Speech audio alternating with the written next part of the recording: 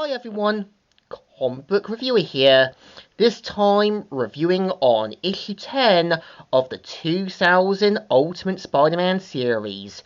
Now as you know, the 2000 run of Ultimate Spider-Man was meant to be the original take of the Ultimate Universe, doing a fresher, cleaner take that lasted from 2000 all the way into the mid-2010s.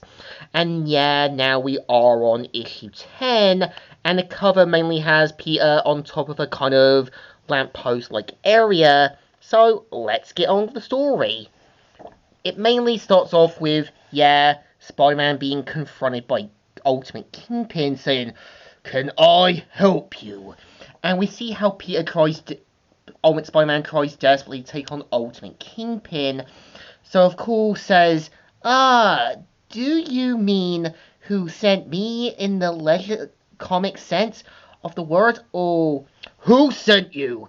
And, of course, we see how even Ultimate Spider-Man says, because he didn't invent a line of pre-packaged pastries. And if he did, I bet you'd know everything about him, you big fat fatty of a fat man. So of course we also see how Ultimate Kingpin has Ultimate Electro to help deal with the problem. And right away we know deep down Ultimate Electro's different from his main Marvel counterpart, as unlike his comic book counterpart, doesn't have a star-like mask. And this is his early appearance, so had a black leather-like outfit, and we kind of see how, unlike his main Marvel counterpart, is meant to be portrayed in a bit more of a serious light. And we see how Ultimate Kingpin says, "Electro, can we please? This is my office." And we kind of see how, after a few hits, Ultimate Spider-Man gets beaten by Ultimate Electro and says, "Sorry about the room, boss. It's not an exact sense of anything. Pull off the mask." And this does become a running theme that does get repetitive. Almost everyone knowing who Ultimate Peter is. And it feels like it's trying to rush the story a bit too quickly. I think at least with Spectacular Spider-Man, it felt believable because Peter wanted to always do the right things, but found it hard to tell people at the right time.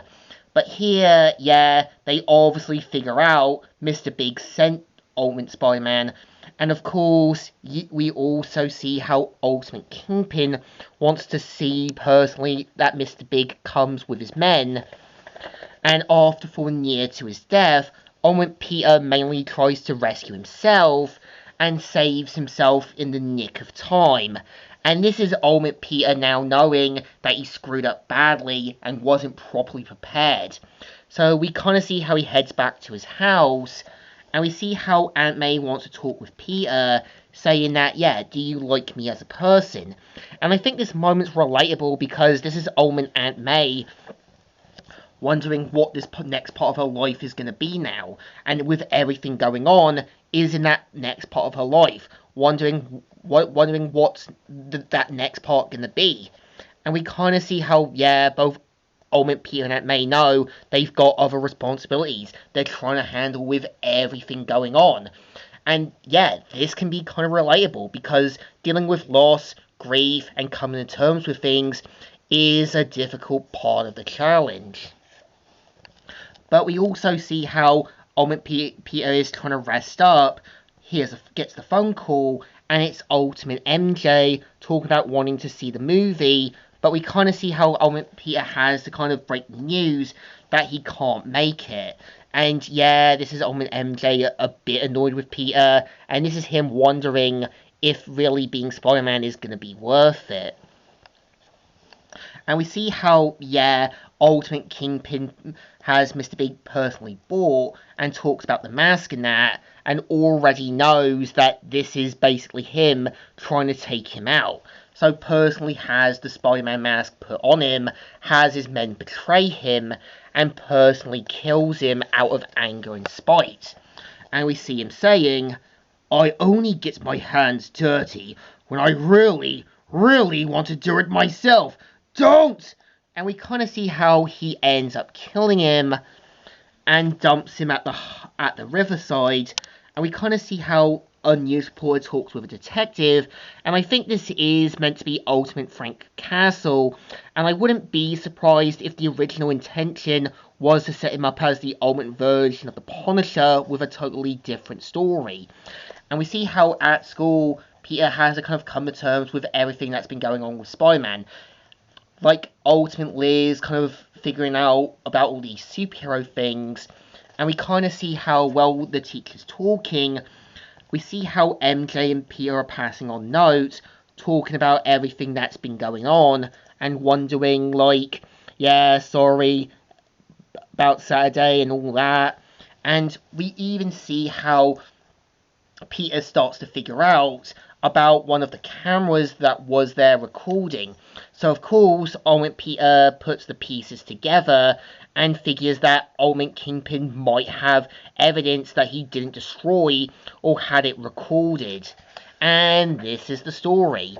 So I think this one is okay-ish, but you get this sense it has to kind of throw in things from left to right and trying to set Ultimate Kingpin up, but bringing his downfall eventually too quick. I think at least with Ultimate Spider-Man, what they were trying to do with with basically Spectacular Spider-Man, what they were trying to do with Tombstone was going to set him up to be this completely different villain from the Kingpin. He was a bit more calmer and fixed than Wilson Fisk. And at least with Spider-Man the animated series, they did something with his character being a James Bond style villain. He had legit businesses. He was a bit smarter. I think here they're trying to make him more like a corrupt businessman, but really not really knowing much to do with his character. And I think it's a shame that the 2000 run did suffer from a lot of these questionable choices, ideas, and so forth. So I think this issue definitely deserves a thumbs in the middle. Kind of alright, but kind of okay. So, Comic Book Reviewer here, signing out.